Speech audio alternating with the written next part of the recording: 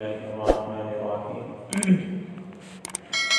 إن الله لا يستحيي أن يضرب مثلا ما بعوضة فما فوقها فأما الذين آمنوا فيعلمون أنه الحق من ربهم وأما الذين كفروا فيقولون ماذا أراد الله بهذا مثلا يضل به كثيرا ويهدي به كثيرا وما يضل به إلا الفاسقين الذين ينقضون عهد الله من بعد ميثاقه ويقطعون ما أمر الله به أن يوصل ويفسدون في الأرض أولئك هم الخاسرون كيف تكفرون بالله وكنتم أمواتا فأحياكم ثم يميتكم ثم يحييكم ثم إليه ترجعون والذي خلق لكم ما في الأرض جميعا ثم استوى إلى السماء فسواهن سبع سماوات وهو بكل شيء عليم ان اللہ لا یستحی، بے شک اللہ شرماتا نہیں، ان یضرب، اس بات سے، مثلا ما بعوضۃ فما فوقہا، یہ کہ بیان کرے کوئی مثال مچھر کی یا اس چیز کی جو اس سے بھی بڑھ کر ہے۔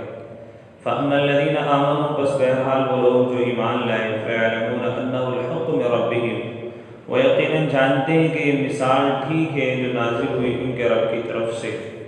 وَأَمَّا الَّذِينَ كَفَرُوا، اور بہرحال وہ لوگ جنہوں نے کفر کیا، جو کافر ہیں، فَيَقُولُونَ، سو کہتے ہیں، مَاذَا أَرَادَ اللَّهُ بِهَذَا مَثَلًا، کیا مطلب تھا اللہ کا اس مثال سے؟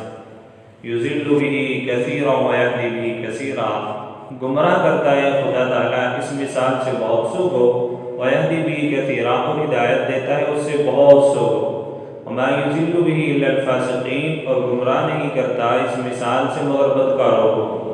الذين ينقضون عهد الله من بعد ميثاقه، جو توڑتے ہیں خدا کے معاہدے کو مضبوط کرنے کے بعد، ويقطعون ما امر الله، اور قطع کرتے ہیں اس چیز کو جس کو اللہ نے به ان یوصل فرمایا ملانے کو، ويفسدون في الارض، اور فساد کرتے ہیں ملک میں، اولئک هم الخاسرون، یہی ہے خسارے والے۔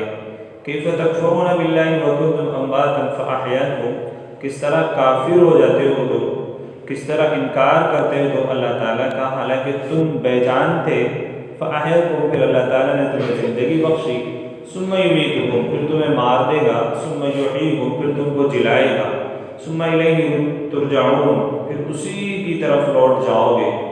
والذی خلق لکم ما فی الارض جمیعا، وہی ہے جس نے پیدا کیا تمہارے واسطے جو کچھ زمین میں ہے سب کا سب، ثم استوى الی السماء، پھر قصد کیا آسمان کی طرف، فسواہن سبع سماوات، سو ٹھیک کر دیا ان کو 7 آسمان، وہو بکل شیء علیم، اور خدا تعالیٰ ہر چیز سے خبردار ہے، ہر چیز کا جاننے والا ہے۔ اس آیت میں بھی جس طرح کفار مکہ کا اعتراض تھا کہ قرآن کریم اللہ تعالیٰ کی کتاب نہیں ہے، گزشتہ ہفتے آپ نے سنا تھا اور گزشتہ رکوع میں بات آئی تھی کہ اصل بنیادی عقیدہ جو ہے، بنیادی جو عقیدے ہیں وہ 3 ہیں، توحید، رسالت اور قیامت، باقی اس کے علاوہ بہت سارے عقیدے ہیں، اصل یہی ہے۔ تو توحید کی مثال آپ حضرات کے سامنے آئی تھی کہ اللہ تعالیٰ کی الوہیت، اگر بندہ کسی بھی چیز میں غور و فکر کرنا شروع کر دے تو اللہ کا پایا جانا اور اللہ کا وجود اس کو سمجھ میں آ جاتا ہے۔ 3 مثالیں آپ کے سامنے آئی تھی۔ کشتی والی مثال تھی جو امام ابو حنیفہ نے دی تھی کہ ایک کشتی خود بخود بن جاتی ہے، درخت تھا گر جاتا ہے، تختے ہوتا ہے، تختے ہونے کے بعد کشتی بنتی ہے، ادھر سے ادھر وہ کشتی خود بخود سواروں کو لے کر کے جاتی ہے۔ تو دہریوں نے سوال کیا تھا جو خدا کا انکار کرتے ہیں، جن کو ناستک کہتے ہیں، کہ ایسا کیسے ہو سکتا ہے کہ کشتی خود بخود بنے؟ تو جب ایک چھوٹی سی چیز، معمولی سی چیز خود بخود نہیں بن سکتی، پھر یہ پورا نظام اللہ نے چلایا ہوا ہے دنیا کا، یہ کیسے بغیر کسی بنانے والے کے چل سکتا ہے؟ تو ضرور اس کا کوئی بنانے والا موجود ہے۔ اس کے بعد ان کو یہ مثالیں بھی سمجھ میں آئیں۔ قرآن کریم نے بتایا کہ عبادت کرو تم اس رب کی جس نے تم کو پیدا کیا، والذین من قبلکم، تم سے پہلے کو پیدا کیا۔ اس کے بعد رسالت کا تذکرہ آیا اور قرآن کریم کا تذکرہ آیا کہ اگر تم رسالت کا اقرار کرو گے تو قرآن کریم کو تمہیں ماننا پڑے گا۔ تو انہوں نے قرآن کریم کے بارے میں کہا تھا کہ یہ تو پہلے لوگوں کے من گھڑت قصے ہیں، اساطیر الاولین، یہ کوئی اللہ کا کلام نہیں ہے، یہ تو مجنون ہے۔ اللہ کے نبی کو کہا وما هو بقول شاعر قلیلا ما تؤمنون ولا بقول کاہن قلیلا ما تذکرون۔ بعض نے کہا یہ تو شاعروں کا کلام ہے، حالانکہ شاعروں کا کلام نہیں تھا۔ بعض نے کہا کہ یہ تو جادوگر ہے، اپنے جادو کی وجہ سے ایسا ایسا کلام ہمیں سناتا ہے، حالانکہ وہ کوئی جادو بھی نہیں تھا۔ تو اللہ نے ان کو کہا تھا کہ اگر تمہیں قرآن کریم کے بارے میں شک ہو تو ایک آیت بنا کر کے لے کر کے آؤ، قرآن کریم کی ایک سورت لا کر کے دکھاؤ۔ تو وہ نہیں لا سکتے اور نہیں لا سکیں گے۔ اللہ نے بھی کہہ دیا تھا فَإِن لَمْ تَفْعَلُوا، یہ ہرگز اس کام کو نہیں کر سکتے، ایک آیت بھی بنا کے نہیں لا سکتے، حالانکہ کہہ رہے ہیں کہ قرآن نہیں ہے اللہ کا کلام۔ وَلَن تَفْعَلُوا، بالکل بھی نہیں لائیں گے۔ اللہ نے کہہ دیا تھا وَادْعُوا شُهَدَاءَكُمْ، جن کو تم مانتے ہو نا ان کو بھی اپنے ساتھ میں لگا لو، پھر ایک آیت لا کر کے دکھا دو۔ لیکن وہ سارے کے سارے عاجز آ گئے، قرآن کریم کی ایک آیت بھی پیش نہ کر سکے۔ لیکن دنیا کی کچھ عادت ایسی ہے لوگوں کی کہ ان کو اپنی بات منوانے کے لیے کچھ نہ کچھ تو ضرور کرنا پڑتا ہے۔ پھر ایک اور انہوں نے اعتراض مسلمانوں پر کرنا شروع کیا، جس کا تذکرہ اللہ نے ان آیتوں میں کیا ہے۔ تو یہ تو بات ان کے سمجھ میں آ گئی کہ ہم ایسا قرآن پیش نہیں کر سکتے اور قیامت آ جائے گی پیش بھی نہیں کر سکیں گے، یہ تو سمجھ میں آ گیا۔ تو کیا کہہ رہے ہیں یہ آنے کے بعد کہ اچھا چلو ہم مانتے ہیں اللہ کا کلام ہے۔ تو پھر اللہ تعالیٰ نے جب یہ ایک بادشاہ کا کلام ہے تو بادشاہ تو چھوٹی موٹی چیزیں اپنی زبان پر لانا اچھا نہیں سمجھتا۔ اللہ نے تو اس میں خنزیر سور کا تذکرہ بھی کیا ہے، اللہ نے مچھر کا تذکرہ بھی کیا ہے، اللہ نے مدھو مکھی کا تذکرہ بھی کیا ہے، اللہ نے اس میں مکڑی کا بھی تذکرہ کیا ہے۔ تو اتنی حقیر اور اتنی چھوٹی چیزوں کا ذکر کیوں کیا اللہ نے؟ اگر یہ اللہ کا کلام ہے تو اللہ تبارک و تعالیٰ نے یہاں پر بیان ان کا جواب دیا ہے کہ ان اللہ لا یستحی ان یضرب مثلا ما بعوضۃ فما فوقها، کہ اللہ بالکل بھی نہیں شرماتا کہ مچھر کی مثال بیان کرے یا اس سے بھی زیادہ چھوٹی کسی چیز کی مثال بیان کرے۔ اللہ کو ذرہ برابر شرم نہیں آتی ہے۔ کیوں؟ اگر کسی جس کو تم نے معبود مانا اگر وہ کسی چیز سے شرمائے گا تو شرمانا بھی ایک کمزور ہونا کمزوری کے اندر داخل ہوتا ہے، یعنی کسی آدمی کے اندر شرماہٹ آ جاتی ہے، شرما جاتا ہے کسی چیز کا اقرار کرتے ہوئے، کسی چیز کے بتاتے ہوئے، تو یہ بھی ایک کمزوری ہے۔ اور اگر جس کو تم نے الہ مانا، معبود مانا، اگر وہ کسی چھوٹی چیز کو بیان کرتے ہوئے شرمائے تو وہ پھر خدا نہیں ہو سکتا، اس لیے کہ اس کے اندر کمزوری آ گئی۔ اور خدا وہی ہوتا ہے کہ جس کے اندر ذرہ برابر بھی کمزوری نہ ہو۔ تو ان اللہ لا یستحی، اللہ شرماتا نہیں ہے اس بات سے کہ اللہ کوئی بھی چھوٹی سے چھوٹی مثال بیان کرے۔ اور اللہ نے قرآن کریم میں جو مثالیں بیان کی ہیں، حرمت علیکم المیتۃ والدم ولحم الخنزیر، کہ ہم نے تمہارے اوپر خنزیر کا گوشت حرام کیا، یہ اللہ تعالیٰ کو احکام بتانے مقصد تھے۔ مکڑی کا اللہ نے قرآن کریم میں تذکرہ کیا، وَإِنَّ أَوْهَنَ الْبُيُوتِ لَبَيْتُ الْعَنكَبُوتِ، کہ بڑے بڑے اونچے مکانات ہوتے، مضبوط مکانات ہوتے، پھر بھی مکڑی کیا کرتی ہے؟ اپنا جالا بناتی ہے۔ اس وجہ سے اتنے بڑا مضبوط مکان میں بھی اس کو یہ لگتا ہے کہ میں سما نہیں سکتی، تو اپنا جالا بناتی ہے، حالانکہ اس کا جالا بہت زیادہ کمزور ہوتا ہے۔ تو اس مثال سے اللہ تعالیٰ اس انسان کو مخاطب کرنا چاہتے ہیں کہ دیکھ جو دنیا میں جو تو کچھ کر رہا ہے، یہ دنیا اس مکڑی کے جالے کے مانند ہے کہ تو کتنا بھی کچھ کر لے ایک دن یہ ختم ہو جائے گا۔ تو اللہ جو مثالیں بیان کرتا ہے، یضل بہ کثیرا ویہدی بہ کثیرا، اللہ شرماتا نہیں بلکہ اللہ تبارک و تعالیٰ ان مثالوں کے ذریعے سے بہت سے کے ایمان کو بڑھا دیتا ہے، اور بہت سے لوگ انہیں مثالوں کے ذکر کرنے کی وجہ سے گمراہ ہو جاتے ہیں۔ اور اللہ تعالیٰ کی سنت ہے کہ اللہ تعالیٰ حق اور باطل کے اندر تمیز کرنا چاہتے ہیں، تو ان مثالوں کے ذریعے سے بہت سے لوگ گمراہ ہو جاتے ہیں۔ ایمان والے جو ہوتے ہیں ان کا ایمان قوی ہوتا ہے، اور جو فاسق و فاجر ہوتے ہیں ان کا ایمان تو ہوتا ہی نہیں بلکہ اور گمراہی میں دھستے چلے جاتے ہیں۔ اللہ کہہ رہا ہے یضل بہ کثیرا ویہدی بہ کثیرا، ہم بہت سو کو ان مثالوں سے گمراہ کرتے ہیں اور بہت سو کو ان مثالوں سے ہدایت کرتے ہیں۔ وما یضل بہ الا الفاسقین، اب جو لوگ مثالوں کے ذریعے سے گمراہ ہوتے ہیں وہ کون لوگ ہیں؟ اللہ نے ان کے بارے میں بتایا وما یضل بہ الا الفاسقین، کہ ان مثالوں کے ذریعے سے جو لوگ گمراہ ہوتے ہیں وہ کوئی اور نہیں بلکہ فاسقین لوگ ہوتے ہیں، گناہگار لوگ ہوتے ہیں، فاجر لوگ ہوتے ہیں، جو اللہ کی الوہیت کا انکار کر دے وہ لوگ ہوتے ہیں۔ الا الفاسقین، اب فاسق کہتے ہیں گناہ کرنے والے کو بھی فاسق بولا جاتا ہے، انکار کرنے والے کو بھی فاسق کہتے ہیں۔ پھر اللہ تعالیٰ فاسقین کی جو صفات ہیں اللہ تعالیٰ اس کے بارے میں بتا رہا ہے کہ فاسقین کون لوگ ہیں۔ ان مثالوں کے ذریعے گمراہ ہونے والے کون ہوں گے؟ فاسقین ہوں گے۔ اب فاسقین کون ہوں گے؟ ان کے بارے میں اللہ کہہ رہا ہے الذین ينقضون عہد اللہ من بعد میثاقہ، کہ فاسقین وہ لوگ ہیں جو اللہ کے عہد کو توڑ دیتے ہیں، من بعد میثاقہ، اس کے جوڑنے کے بعد۔ اب یہاں پر عہد کون سا عہد مراد ہے؟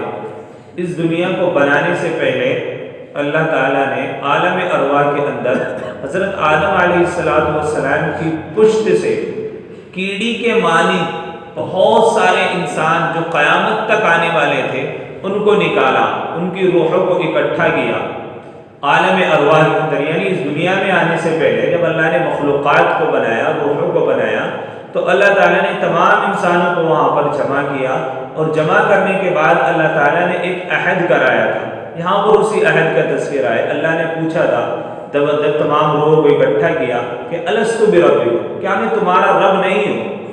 تو تمام کے تمام روحیں جتنی بھی جمع تھی، چاہے وہ کافر بنا بعد میں آنے کے بعد، وہ یہودی بنا یا نصرانی بن گیا، بلکہ میں نے پچھلے ہفتے آیا بھی تھا کہ ہر بچہ فطرت اسلام پر پیدا ہوتا ہے، دنیا میں آنے کے بعد اس کے ماں باپ اس کو مجوسی بنا دے یا نصرانی بنا دے یا یہودی بنا دے۔ تو عالم ارواح میں اللہ نے تمام انسانوں سے عہد لیا تھا الستو بربکم، کیا میں تمہارا رب نہیں ہوں؟ تو تمام جتنی بھی روحیں وہاں پر جمع تھی تو تمام کے تمام نے کہا تھا قالوا بلا وربنا، کیوں نہیں، آپ ہی ہمارے رب ہیں۔ یعنی یہ عہد الست جو ہے جو بندوں نے عالم ارواح میں لیا تھا، عالم دنیا میں آنے کے بعد اس عہد کو بلا دیا۔ اللہ اسی عہد کی بات کر رہا ہے کہ فاسقین وہ لوگ ہیں جنہوں نے اس عہد کو بلا دیا کہ اللہ سے وعدہ کر کے آئے تھے، اللہ کا اقرار کر کے آئے تھے کہ ہاں آپ ہی ہمارے رب ہیں، عالم دنیا میں آنے کے بعد اس عہد کو توڑ دیتے ہیں۔ تو جو اس عہد کو توڑ دیتے ہیں، ان مثالوں کے ذریعے سے اللہ انہیں کو کیا کر رہا ہے؟ گمراہ کر رہا ہے نا۔ آیت ہے نا کہ وَمَا يُضِلُّ بِهِ إِلَّا الْفَاسِقِينَ، اللہ فاسقین کو گمراہ کر رہا ہے۔ تو عہد کو توڑنے والے فاسقین لوگ ہیں۔ اب ہمیں بھی دیکھنا چاہیے کہ جب ہم نے ایمان مجمل پڑھی اور ایمان مجمل میں ہم نے کہا وَقَبِلْتُ جَمِيعَ أَحْكَامِهِ، کہ اے اللہ میں تیرے تمام کے تمام احکام کو بجا لاؤں گا۔ جب ہم نے کلمے کا اقرار کیا لا الہ الا اللہ، کہ اے اللہ جتنے بھی اوامر کا تو نے حکم کیا میں تمام کے تمام تیرے وہ حکم کو مانوں گا، اور اے اللہ جن تمام منکرات سے یعنی غلط کاموں سے تو نے رکنے کا حکم دیا میں ان تمام کاموں سے رکوں گا، اور محمد رسول اللہ میں اللہ کے نبی علیہ السلام کے طریقے کو اپنی زندگی کے اندر ڈالوں گا۔ یہ بھی ایک عہد ہے جب بندہ لا الہ الا اللہ محمد رسول اللہ کا اقرار کرتا ہے۔ اب ہمیں دیکھنا چاہیے کہ الذین ينقضون عہد اللہ کے اندر کہ وہ لوگ جو عہد کرنے کے بعد عہد کو توڑ دیتے ہیں، تو ہم کون سی کیٹیگری میں آ جاتے ہیں؟ ہم کون سی صف میں کھڑے ہوتے ہیں؟ پھر پریشان ہوتے ہیں نا مسلمان کہ ہم آج پریشانیوں کے عالم میں ہیں، مصیبتوں سے گزر رہے ہیں۔ تو الذین ينقضون عہد اللہ، جو اللہ سے ہم نے عہد لیا تھا، وَيَقْطَعُونَ، پھر ہم نے اللہ کے عہد کو توڑ دیا کہ اس میں ہم تو شامل نہیں ہیں فاسقین لوگ میں۔ ہمیں اپنی زندگی پہ غور کرنا چاہیے کہ جب ہم نے لا الہ الا اللہ کا اقرار کیا تو اقرار کرنے کے بعد اللہ کے تمام احکامات کو پورا کر رہے ہیں کہ نہیں کر رہے، اور جن سے اللہ نے بچنے کا حکم دیا ان سے بچ رہے ہیں کہ نہیں بچ رہے۔ اب وہ بہت لمبی تفصیل ہے، کن چیزوں کا اللہ نے حکم دیا، موٹا موٹی سی ہیں کہ لا الہ الا اللہ محمد رسول اللہ کا اقرار کرنے کے بعد 5 چیزیں جو اسلام کا دائرہ، توحید، نماز، روزہ، حج، زکوٰۃ، یہ پورے طریقے سے ہم ادا کر رہے ہیں کہ نہیں کر رہے ہیں۔ بہت سارے بڑے بڑے گناہ، جھوٹ، غیبت، چغلی، زنا، چوری، ان تمام منکرات سے ہم رک رہے ہیں کہ نہیں رک رہے؟ اگر نہیں رک رہے تو کہیں اس فہرست میں ہم تو نہیں آ رہے کہ جس کو اللہ نے کہا کہ یہ لوگ عہد کو توڑ دیتے ہیں اس کا پورا کرنے کے بعد، وَيَقْطَعُونَ مَا أَمَرَ اللَّهُ بِهِ أَن يُوصَلَ، اور قطع کرتے ہیں اس چیز کو جس کو اللہ نے فرمایا ملانے کو، یعنی توڑ دیتے ہیں اس حکم کو جس کو اللہ نے جوڑنے کا حکم دیا۔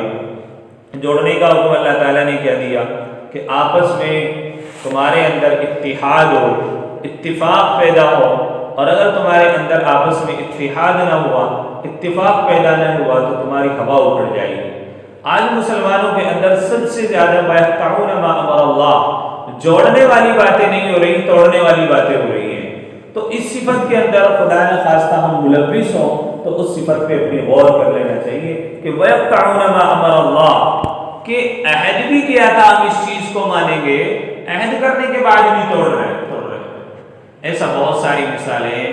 ہر آدمی سوچ سکتا ہے کہ جس بات پر عہد کر لیا، جب بڑوں کی طرف سے طے شدہ بات ہو گئی اور ہونے کے بعد اس احکام کو توڑ رہے ہیں تو امت میں جوڑ پیدا ہو رہا ہے کہ توڑ پیدا ہو رہا ہے۔ ایو صلاح وَيَقْطَعُونَ، جب کہ حکم ہو گیا کہ تم اس کو جوڑو، یعنی آج مسلمانوں کے اندر جو اتحاد کی کمی ہے اس کی وجہ یہی کہ وَيَقْطَعُونَ مَا أَمَرَ اللَّهُ، جس لا الہ الا اللہ اور محمد رسول اللہ جب یہ پورا کا پورا زندگی کے اندر آئے گا تو اپنے آپ اتحاد پیدا ہوگا۔ ابھی لا الہ الا اللہ محمد رسول اللہ ہماری مکمل زندگیوں کے اندر نہیں، اسی لیے اتحاد پیدا نہیں ہے۔ تو اسی لیے اللہ کے عہد کو توڑ رہے ہیں اور جس کو اللہ نے جوڑنے کا حکم دیا۔ اور جب تم اللہ کے بنائے ہوئے عہد کو توڑو گے، اللہ سے عہد کرنے کے بعد اس کے احکامات کو توڑو گے، وَيُفْسِدُونَ فِي الْأَرْضِ، تو ملک میں فساد مچانے والے تم ہی لوگ۔ کیا بھائی؟ وَيُفْسِدُونَ فِي الْأَرْضِ، زمین میں فساد مچانے والے لوگ تم ہی ہو۔ قرآن کریم ایمان والوں سے مخاطب ہو رہا ہے کہ اللہ سے عہد کرنے والے لوگ تو تمام انسان ہیں۔ اب وہ لوگ جو مسلمانوں کو کہتے ہیں کہ تم نے ملک میں فساد مچا رکھا ہے، تم نے دنیا میں فساد مچا رکھا ہے، جو طعنہ مسلمانوں کو دیتے ہیں کہ یہ آتنکواد کا مذہب ہے، جو اسلام کو غلط ٹھہراتے ہیں، وہ قرآن کا ٹھیک سے مطالعہ کریں۔ اللہ کہہ رہا ہے کہ تم نے پہلے عہد کو توڑا، وَيُفْسِدُونَ فِي الْأَرْضِ، فساد مچانے والے کون ہیں؟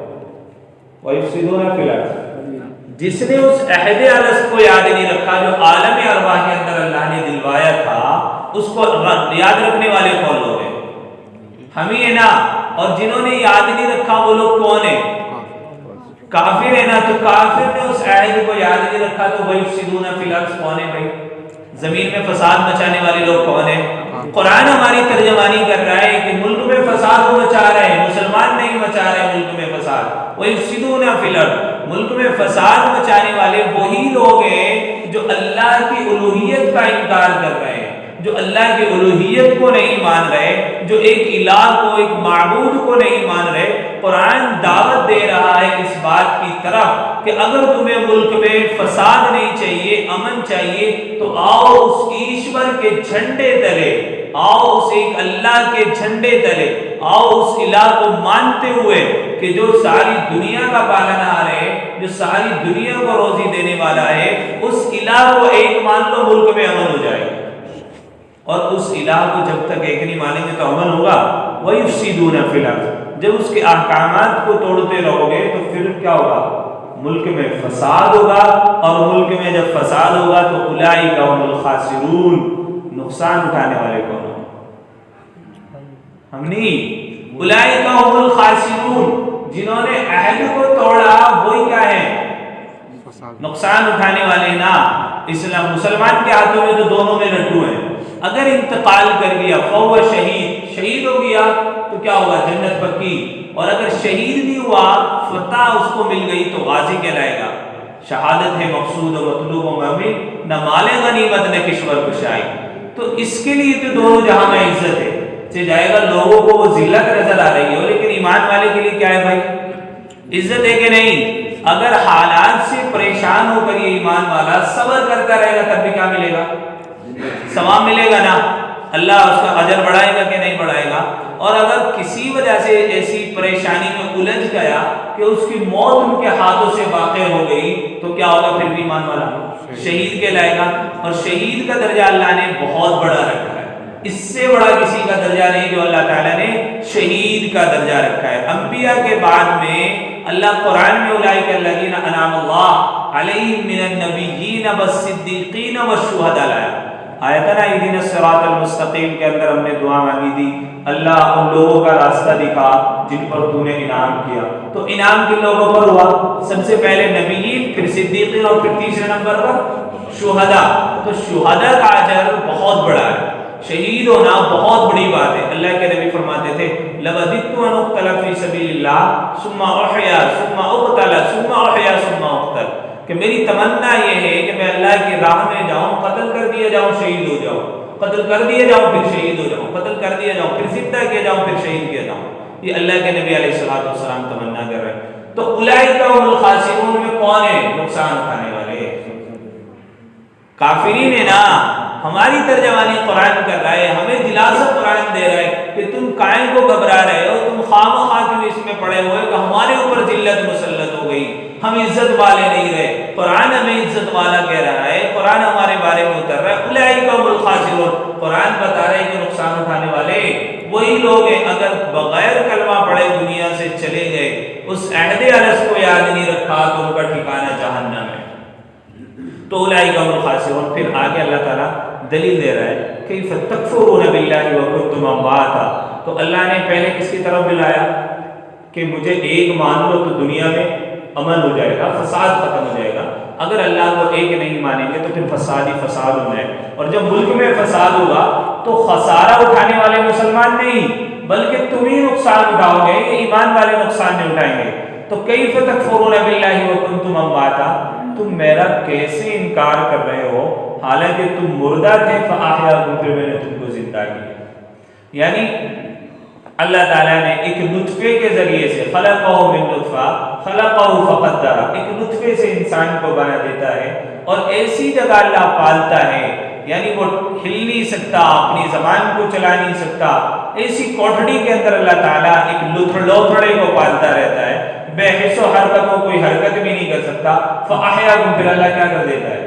زندہ کر دیتا ہے۔ ثم یمیتکم، دنیا میں آنے کے بعد جتنی بھی چیزیں آخر ان کو موت آنی ہے۔ دنیا میں اللہ کا انکار کرنے والے ملیں گے، رسول کا انکار کرنے والے ملیں گے، لیکن آج تو کوئی ایسا پیدا نہیں ہوا جس نے موت کا انکار کیا ہو۔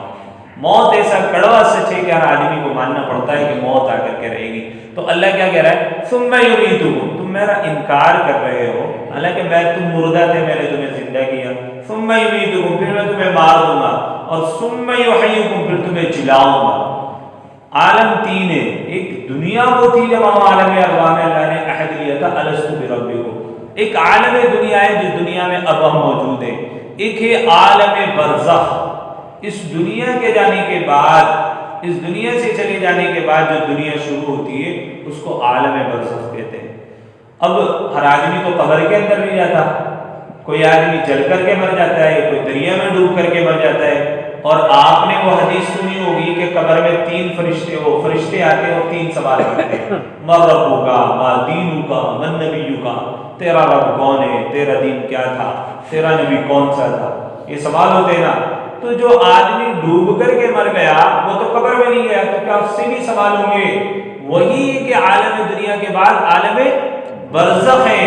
تو وہ جو قبر کی دنیا ہے وہ اصل یہ نہیں کہ قبر ہی ہوگی تو قبر میں سوال ہوں گے، بلکہ ایک عالم ہے، عالم برزخ، کوئی جل کر مرا ہو، کوئی ڈوب کر مرا ہو، سب کو عالم برزخ میں جانا ہوتا ہے۔ کوئی قبر میں جا کر صحیح سلامت کسی نے لٹا دیا گیا ہو، اس کو بھی کہاں جانا پڑے گا؟ عالم برزخ میں جانا پڑے گا۔ تو یہ سوالات جو ہیں قبر میں وہ عالم برزخ مراد ہے کہ عالم برزخ میں وہ تینوں سوالات ہوں گے۔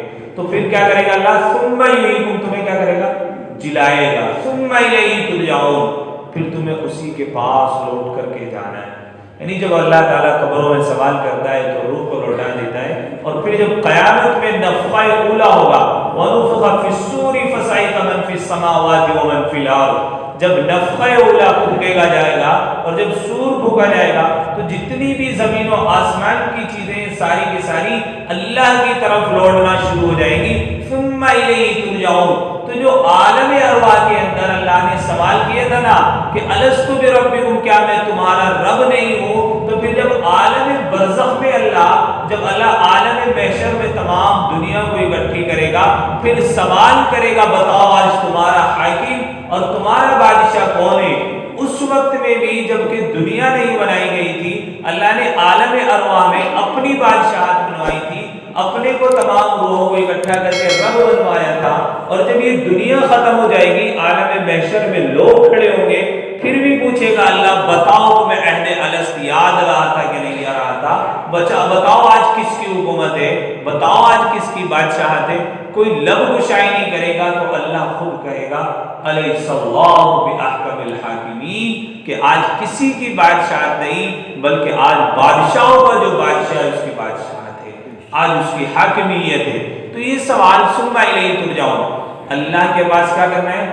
واپس لوٹنا ہے۔ اللہ کہہ رہا ہے هو الذی خلق لکم ما فی الارض جمیعا، کہ تم ہمیں دیکھنا چاہتے ہو، ہمیں پانا چاہتے ہو، تو دنیا کے اندر زمین میں جو بھی کچھ ہے وہ ہم نے تمہارے لیے پیدا کیا اور تم پھر بھی ہمارا انکار کر رہے ہو۔ ثم استوى الى السماء فسواهن سبع سماوات، پھر ہم نے تمہارے اوپر چھت بنا دی، 7 مضبوط آسمان بنا دیے، تم کیسے ہمارا انکار کر رہے ہو؟ وهو بكل شيء عليم، اور اللہ ہر چیز کا جاننے والا ہے۔ یہ تو تم ہمارا اقرار کر رہے ہو، اللہ وہ بھی جان رہا ہے، تم ہمارا انکار کر رہے ہو، اللہ وہ بھی جان رہا ہے۔ ثم الیہ ترجعون، جب اللہ کے پاس تمہارا لوٹنا ہوگا، اللہ ہر چیز کا حساب لینا جانتا ہے، اس لیے کہ اللہ ہر چیز سے باخبر ہے۔ تو اس میں ہمارے لیے وما یضل به الا الفاسقین، کہ اس فاسقین کے اندر جو ہم نے اللہ سے عہد کیا، الذین ينقضون عہد اللہ، جس عہد کو اللہ نے ہمیں جوڑنے کے لیے کہا، ہم اپنے اندر جھانکیں، اپنی زندگی کو ٹٹولیں کہ اللہ نے جتنے احکامات ہمارے پر لگائے تھے ہم ان احکامات پر کھرے اتر رہے ہیں کہ نہیں اتر رہے، جن چیزوں سے اللہ نے روکنے کے لیے کہا تھا ان چیزوں سے رک رہے ہیں کہ نہیں رک رہے؟ اگر نہیں رک رہے تو وَيُفْسِدُونَ فِي الْأَرْضِ، زمین میں فساد مچانے والوں میں ہمارا بھی شمار ہوتا ہے۔ اللہ ہمیں منکرات سے بچنے کی اور اللہ تعالیٰ اوامر پر عمل کرنے کی توفیق عطا فرمائے۔ ترجمہ سنیے۔ ان اللہ لا یستحی ان یضرب مثلا ما بعوضۃ فما فوقها، بے شک اللہ شرماتا نہیں اس بات سے کہ بیان کرے کوئی مثال مچھر کی، فما فوقها، یا اس چیز کی جو اس سے بڑھ کر ہے۔ تو اگر کوئی قرآن پر اعتراض کرے کہ اس میں مکھی مچھر کا تذکرہ ہے تو پھر کیا کہنا ہے کہ اللہ شرماتا نہیں ہے اس بات سے، اور اگر شرما جائے جس کو ہم نے معبود مانا، اگر شرما جائے تو اس کے اندر کمزوری ہے، اور جس معبود کے اندر کمزوری آ جائے پھر وہ معبود کہلانے کے لائق ہی نہیں ہے۔ فَأَمَّا الَّذِينَ آمَنُوا، پس بہرحال وہ لوگ جو ایمان لائے، فَيَعْلَمُونَ أَنَّهُ الْحَقُّ مِنْ رَبِّهِمْ، وہ یقیناً جانتے کہ یہ مثال ٹھیک ہے ان کے رب کی طرف سے۔ وَأَمَّا الَّذِينَ كَفَرُوا، اور بہرحال وہ لوگ جنہوں نے کفر کیا، فَيَقُولُونَ مَاذَا أَرَادَ اللَّهُ بِهَذَا مَثَلًا، تو کہتے ہیں کیا مطلب تھا اللہ کا اس مثال سے؟ تو سیدھی سی بات ہے، اللہ کا مطلب کیا ہے؟ یضل به کثیرا ویہدی به کثیرا، گمراہ کرتا ہے اللہ تعالیٰ اس مثال سے بہت سو کو، ویہدی به کثیرا، اور ہدایت دیتا ہے اللہ اس کے ذریعے سے بہت سو کو، وما یضل به الا الفاسقین، ایسا نہیں اللہ سب کو گمراہ کرتا ہے، کس کو گمراہ کرتا ہے؟ اور گمراہ نہیں کرتا اس مثال سے مگر بدکاروں کو۔ جو بدکار لوگ ہوتے ہیں اللہ مثال سے وہی لوگ کیا ہوتے ہیں؟ گمراہ ہوتے ہیں۔ الذین ينقضون عہد اللہ، جو لوگ توڑتے ہیں خدا کے معاہدے کو، من بعد میثاقہ، مضبوط کرنے کے بعد۔ تو یہ عہد کون سا؟ عہد الست، عالم ارواح میں جو ہم نے عہد لیا، تو اس عہد کو توڑنے والے کون لوگ ہیں؟ ہم تو نہیں ہے نا اس میں، تو جو لوگ ہیں ان کے لیے اللہ کہہ رہا ہے وَيَقْطَعُونَ مَا أَمَرَ اللَّهُ بِهِ، اور قطع کرتے ہیں اس چیز کو جس کو اللہ نے فرمایا ایوں سلام ملانے کو، وَيُفْسِدُونَ فِي الْأَرْضِ، اور فساد کرتے ہیں ملک میں، أُولَئِكَ هُمُ الْخَاسِرُونَ، یہی لوگ خسارے والے ہیں، نقصان اٹھانے والے ہیں۔ تو اللہ کے اگر یہ عہد وہ عہد مراد ہے تو کافرین آتے ہیں، اور اگر یہ عہد لا الہ الا اللہ والا عہد مراد ہے تو پھر ہما شبہ بھی اس کے اندر شامل ہو جاتے ہیں۔ بہت سارے لوگ ہیں اللہ کے اس عہد کو توڑ رہے ہیں، آج بھی کچھ نام و نہاد جو اپنے اوپر لیبل لگائے ہوئے ہیں، بہت سارے لوگ ان کے ساتھ میں ملے ہوئے ہیں، تو وہ چاہ رہے ہیں کہ ان لوگوں کو یہ باور کرانے کی کوشش کر رہے ہیں کہ ہم تمہارے ساتھ میں ملک میں فساد مچانا نہیں چاہتے، حالانکہ وہی کیا کر رہے ہیں، ان کے ساتھ میں لگ کر کے ملک میں فساد مچا رہے ہیں۔ اولئک هم الخاسرون، یہی لوگ ہیں خسارے والے۔ کیف تکفرون باللہ وکنتم امواتا، کیسے تم انکار کرتے ہو اللہ کا حالانکہ تم مردہ تھے، فاحیاکم، پھر جلایا تم کو، ثم یمیتکم، پھر مارے گا تم کو، ثم یحییکم، پھر جلائے گا تم کو، ثم الیہ ترجعون، پھر اسی کی طرف لوٹائے جاؤ گے۔ والذی خلق لکم ما فی الارض، وہی ہے جس نے پیدا کیا تمہارے واسطے جو کچھ زمین میں ہے جميعا، سب کا سب، ثم استوى الی السماء فسواہن سبع سماوات، پھر قصد کیا آسمان کی طرف، سو ٹھیک کر دیا ان کو 7 آسمان۔ وقت بھی ہو گیا۔ تفہیم القرآن لکھی ہے مولانا مودودی صاحب نے، جب یہ آیت پر پہنچے ثم استوى الی السماء فسواہن سبع سماوات، تو علماء نے اس کا ترجمہ جو کیا، پھر قصد کیا آسمان کی طرف، وہ ترجمہ کرتے ہیں کہ اللہ آسمان پر جا کر گامزن ہو گیا، بیٹھ گیا، حالانکہ اللہ نے پہلے زمین کو بنایا پھر آسمان کو بنایا، یہ مراد ہے۔ ان کا عقیدہ کیا ہے اللہ کے بارے میں کہ اللہ آسمان پر بیٹھا ہوا ہے۔ ہمارا عقیدہ کیا ہے اللہ کے بارے میں؟ اللہ ہر جگہ موجود ہے اور بلا مکان ہے۔ شاید یہ تفسیر بھی پہلے آ چکی ہے کہ اللہ ہر جگہ موجود ہے اور بغیر جگہ کے موجود ہے، من حبل الورید، انسان کی شہ رگ سے بھی زیادہ قریب ہے۔ اگر اللہ کو خالص عرش پر مان لیا جائے تو پھر اللہ کا چھوٹا ہونا لازم آئے گا اور عرش کا بڑا ہونا لازم آئے گا۔ مثال کے طور پہ تپائی بڑی ہے تو قرآن جبھی تو آ رہا ہے نا، تو بڑی چیز ہوتی ہے تو چھوٹی چیز سمجھیے، کرسی پر وہی بیٹھتا ہے جب کرسی کشادہ ہو۔ ایک آدمی موٹا زیادہ ہے اور کرسی اتنی سی بیٹھ پائے گا، تو کرسی بڑی ہوگی تو جبھی تو اس کے اندر سمائے گا۔ اور ہمارا اللہ کے بارے میں عقیدہ یہ کہ اللہ اکبر، اللہ سب سے زیادہ بڑا ہے، اللہ سے بڑی کوئی چیز نہیں۔ تو اگر اللہ کو خالص عرش پر مانیں گے تو عرش کا بڑا ہونا لازم آ جائے گا اور اللہ کا چھوٹا ہونا لازم آ جائے گا۔ تو ہم یہ کہتے ہیں اللہ بیک وقت عرش پر بھی موجود ہے، زمین پر بھی موجود ہے، ہر جگہ موجود ہے، وہ ہر وقت ہر جگہ موجود ہے اور بغیر جگہ کا موجود ہے، اس کو جگہ کی بھی ضرورت نہیں ہے۔ کیوں؟ اگر اللہ کو جگہ کی ضرورت پڑے گی تو پھر یہ بھی ایک کمزوری ہے، اور خدا کے اندر کسی قسم کی کمزوری آ ہی نہیں سکتی۔ تو تفہیم القرآن ترجمہ پڑھنے سے بچنا چاہیے۔ وہ بتانے کا مقصد میرا یہ تھا کہ مودودی صاحب کا جو قرآن ہے تفہیم القرآن بہت عام فہم ترجمہ ہے، اس کا لوگوں کو جلدی سمجھ میں آتا ہے، اس وجہ سے لوگ خرید کر اس کو پڑھنا شروع کر دیتے۔ تو بہتر ہے وہ ترجمہ نہ پڑھ کر کے اپنے اکابر کا، جو اکابر نے ہمارے لکھا ہے، جیسے شیخ الہند ترجمہ ہے، انوار البیان ہے، بہت سارے ترجمے لکھے جا چکے، ان کا مطالعہ کریں اگر کرنا ہی ہے۔ ثم استوى الى السماء، پھر قصد کیا آسمان کی طرف، فسواہن سبع سماوات، سو ٹھیک کر دیا ان کو 7 آسمان، وهو بكل شيء علیم، اور اللہ تعالیٰ ہر چیز سے خبردار ہے۔ یہ جو ہے نا اللہ عرش پر موجود ہے کہ نہیں ہے، اللہ زمین پر موجود ہے کہ نہیں، اللہ